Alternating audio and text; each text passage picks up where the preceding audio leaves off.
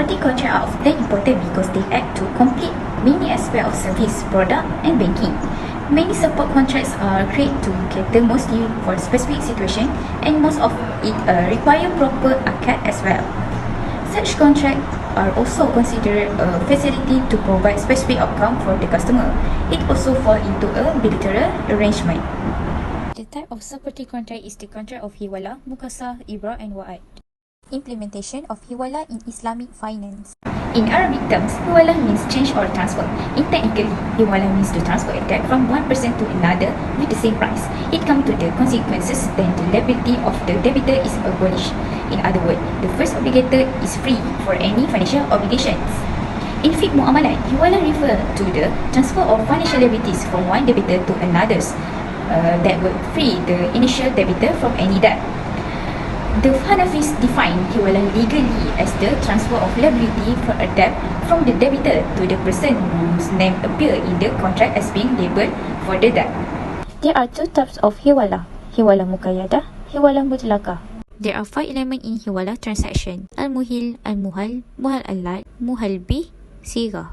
In general, the application of Hiwalah in contemporary Islamic finance is basically very widespread in Malaysia as well. Let's look at the Suftajah, which is the bill of exchange.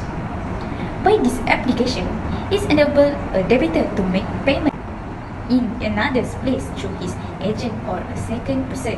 For example, person give a portion of his property to a merchant to pay to another person in a different country. Other banking products and facilities that use the Hiwalah is banker check, demand draft, telegraphic transfer, mail transfer, standing instruction.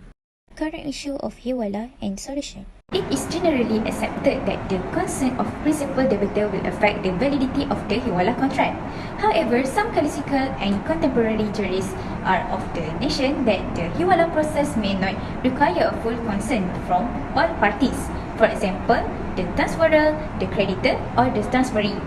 Especially in the case of the creditor's concern for the transfer of debt, it is argued whether this will affect merely the enforceability of the contract as well as the conclusiveness of the contract. Practically, Hiwalah needs the consent of the transferor to affect a valid, enforceable, and smooth functioning of the operation of Hiwalah. Issues such as the difference in creditworthiness of transferor and the transferee can induce.